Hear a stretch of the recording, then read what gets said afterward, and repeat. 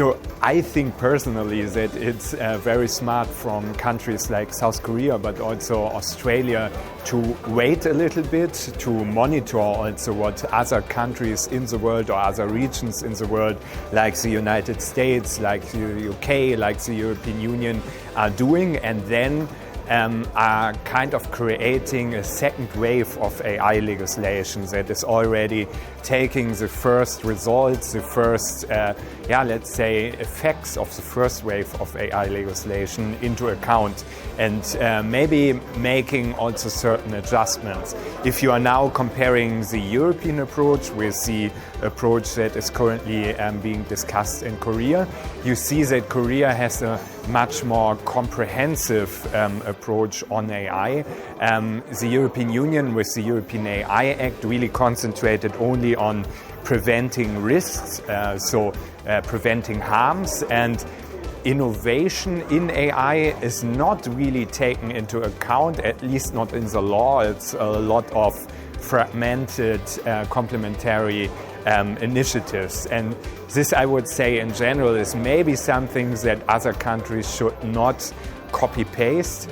Other countries should better think about a comprehensive AI policy that is really covering every aspect that is there. Also thinking about sustainability and AI, military and AI, innovation and AI, but of course also preventing certain risks. My name is Florian Ostmann. I work at the Alan Turing Institute in the UK. The Alan Turing Institute is the UK's National Institute for AI and Data Science, and I lead a team at the institute that is focused on AI governance and AI regulation.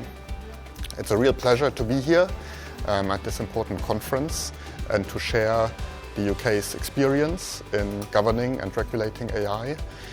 We all know there are a lot of open questions in terms of how AI should be governed, to what extent we need cross-cutting frameworks, to what extent we need interventions that are focused on the use of AI in particular sectors or in particular domains, how to address the challenges raised by particularly advanced AI systems, what in the UK we've come to call frontier AI. So there are a lot of open questions, and I think there's a lot to be gained in sharing knowledge across countries in terms of how, what the best approaches and the most effective approaches might look like. One consideration that is very important for our work in the UK context is the premise that regulation and adoption and promotion of the technology don't necessarily stand in tension with each other. Instead, regulation that is well designed can be a really important enabler for the adoption of AI as a technology in a trusted and confident manner. In the absence of clarity around how AI will be regulated, companies in the market will often struggle with what we might call regulatory uncertainty. The uncertainty on how regulators might respond later in time, what laws might be introduced later in time, and that, in our experience, can often hold back adoption of technology. And that's one reason why I think carefully designed regulation in the here and now is a really important contributor to sustainable adoption of AI.